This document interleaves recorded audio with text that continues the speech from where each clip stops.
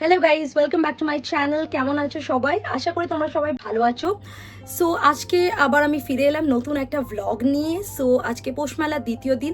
তো আজকে আমরা মেলায় যাচ্ছি, সেখানে কি কি স্টল বসেছে, আমরা কি কি করব, তো সব তোমাদেরকে দেখাবো। তোমরা পুরো ভিডিওটা দেখতে থাকো, আশা করি তোমাদের এই ভিডিওটা ভালো লাগবে। আর যদি ভিডিওটা ভালো লেগে থাকে তাহলে লাইক, শেয়ার আর সাবস্ক্রাইব করতে ভুলো না। শান্তিনিকেতনের পৌষ মেলা দেখার এক্সাইটমেন্ট নিয়ে আমরা গাড়ি নিয়ে বেরিয়ে পড়লাম, কিন্তু লজ মোড়ে আমাদেরকে গাড়িটা থামাতে হলো। পুলিশ পোলিং চলার কারণে লজ মোড় থেকে আর কোনো গাড়িকে সামনে যেতে দেওয়া হচ্ছিল না। তারপর আমরা একটা টোটো ধরে মেলার গেটের দিকে বেরিয়ে পড়লাম।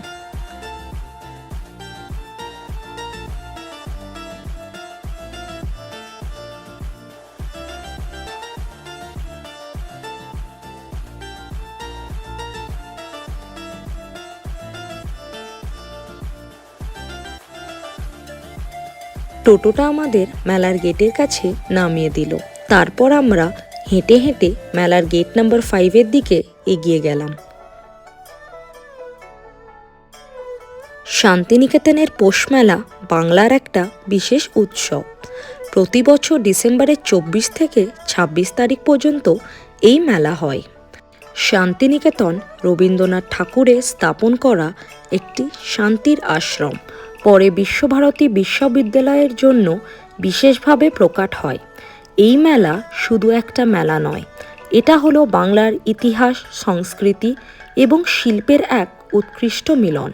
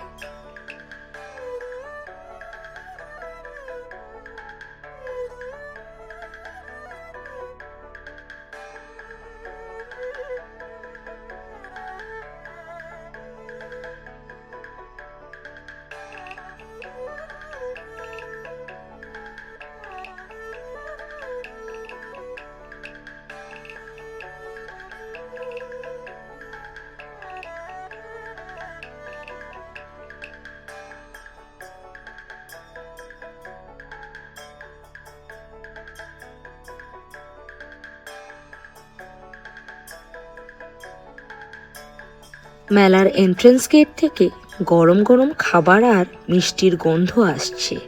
এখানে মালপোয়া, জিলিপি আর ছানার পায়েস খুবই ডিমান্ডে আছে। শীতকালের পপুলার খাবারগুলোর মধ্যে তিলের খাজা, মোয়া আর পাটিসাপটা খুবই প্রিয়। স্ন্যাক্সের জন্য রোলস, মোগলাই পরাঠা আর অনেক ধরনের আচারের স্টলও আছে। তার সাথে আখের রস, fish fry, cutlet, noodles, tandoori চা আর শেষে মিষ্টি পানও অ্যাভেলেবেল আছে।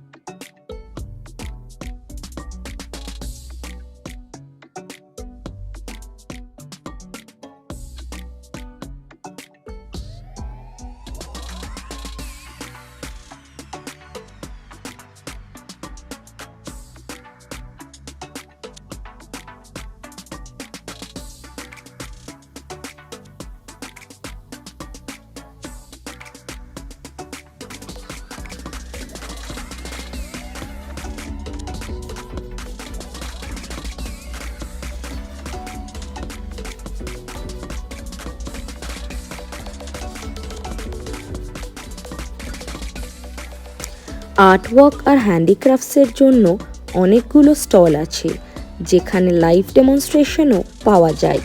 মধুবানী পেন্টিংস, বাটিক প্রিন্ট, পাটাচিত্র আর কাঁথা স্টিচের কাজ এখানে শিল্পরা নিজেদের হাতে তৈরি করে দেখায় আর বিক্রি করে। হ্যান্ডিক্রাফটসের মধ্যে দোকরা শিল্প, কাঠের শোপিস আর মাটি দিয়ে তৈরি করা জিনিসগুলো খুবই পপুলার। শিল্পরা নিজেদের কাজের রূপ তৈরি করতে করতে আপনাদেরকে দেখাতে থাকবে। হ্যান্ডিক্রাফটসের মধ্যে যারা ইন্টারেস্ট রাখেন তাদের জন্য এটা একটা পারফেক্ট জায়গা। শপিংয়ের জন্য শাড়ি, জুয়েলারি, ব্যাগ আর ড্রেসেসের বিশাল কালেকশন আছে। বাংলার হ্যান্ডলুম আর হ্যান্ডমেড জুয়েলারি এখানে খুবই ডিমান্ডে থাকে।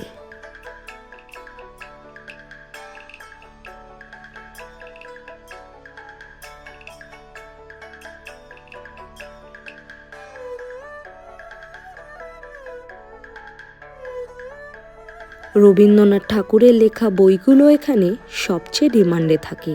ট্রাইবাল লিটারেচার নিয়ে কিছু স্পেশাল বইও এখানে পাওয়া যায়। এই বইগুলো অন্য জায়গাতে খুবই রেয়ারলি দেখা যায়।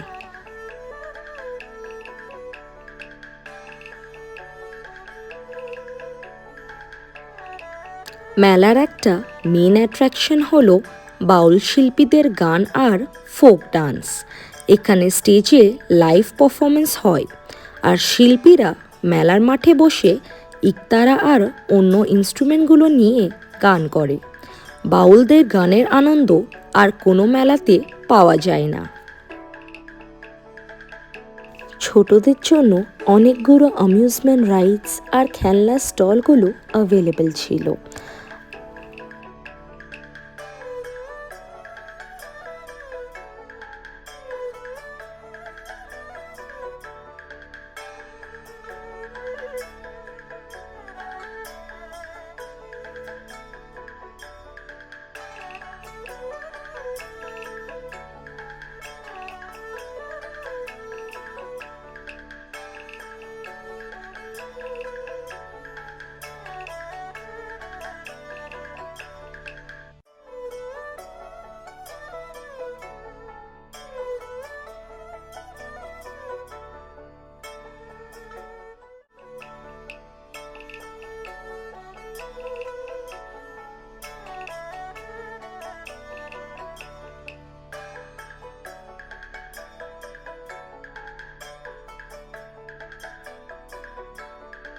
মেলার মধ্যে ছোটদের থেকে বড়দের জন্য অ্যাডভেঞ্চার রাইডসের কালেকশনগুলো দারুণ। জায়ান্ট হুইল, মেরিগো রাউন্ড আর ব্রেক ডান্স রাইডসের অ্যাট্রাকশন সবার কাছেই খুব পপুলার ছিল।